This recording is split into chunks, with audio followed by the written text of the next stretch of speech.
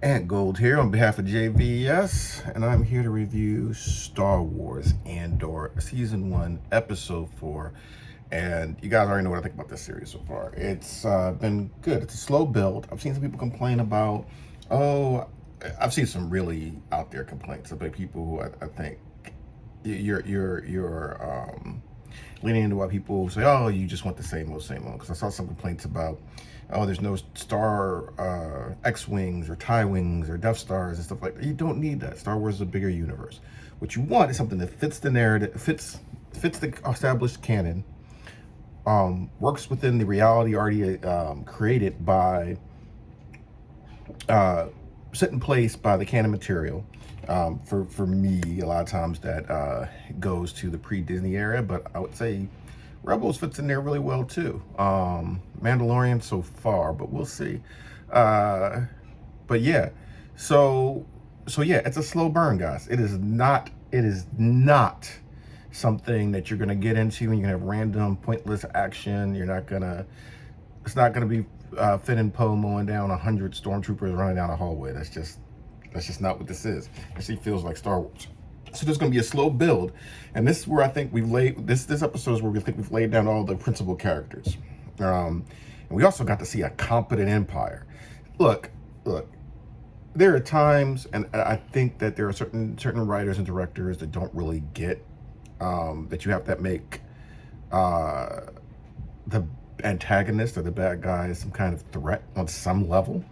So they made stormtroopers a joke, so it doesn't really mean anything when Boba Fett takes out like 15 of them with a stick because you've made them a running joke, right? Even the fact that Taika Waititi had them missing a can and everybody was like, nah, guys, like, I get the jokes of the original trilogy, but we gotta go with what they were supposed to be, which is that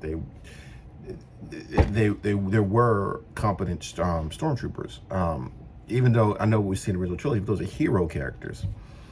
So this one makes the Empire seem efficient and scary again, like efficient, some sort of efficiency and uniformity, and I shouldn't even say scary, competent.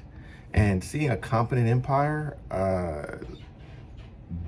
that is interesting to me because I'm curious. Like the more competent you make the antagonist, like Vader wasn't intimidating because he didn't know what he was doing. And if you really think about it, in the movies, Vader has some challenges. He wasn't like winning all the time, but he was competent and he was powerful and intimidating because, you know, if you even if in a recent Star Wars game you randomly open a door and Darth Vader shows up and it's like, oh crap, because you know what he can do. Tarkin, you know what he can do.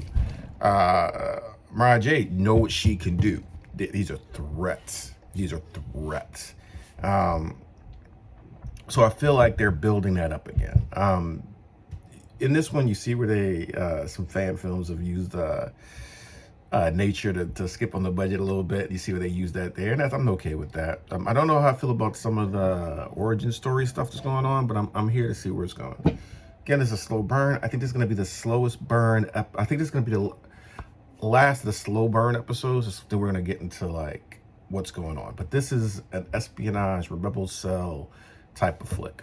So anyway, I'm here for it. I like where they're going. I like the setup. I like seeing the organization going. I like seeing that there's some mythos behind what's going on between the different factions that we've seen so far. And I like that this world seems to have consequences and like actions and reactions, and it fits within the overall narrative of Star Wars. We get to see how the Empire works and how they build. And I said it in one of the previous videos, I didn't know how long this was for, and I rewatched some stuff, and it was it's 5 years before the Battle of Yavin. So literally 5 years up until when Rogue One happens, almost, because Rogue One almost happens almost right. Well, yeah, right before New Hope. It starts right before New Hope. So yeah, so we got 5 years to play around with this character. So I'm great with seeing the bones in and bones out of these organizations, and they're getting, that was one of the great things about Rebels, is that you got to see how things were built. So they got X-Wings, or not X-Wings, so they got B-Wings, and how Y-Wings got incorporated and all that stuff. So I'm here for it. Anyway, that's my non-spoiler review. Give you some hints of what's going on.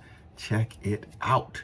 And if you like it and you want to talk about some stuff more, please come here. Check us out. We got plenty of stuff on JVS. We're talking about Game of Thrones. We're talking about Rings of Power. We're talking about movies coming out. We're getting specials, dudes. We're getting all this access, people. Look, we're trying to give you the access that we get. We don't want to hoard the access. We're not a dragon. We're not hoarding these treasures. We're trying to give it to you. So, yeah, come partake. Sit at the table. Take a leg. Like it's Renfest, and laugh it up with us. We got some great personalities on here. Feel free to join us. I can't wait to see you in the future. All right. Well, see you out there.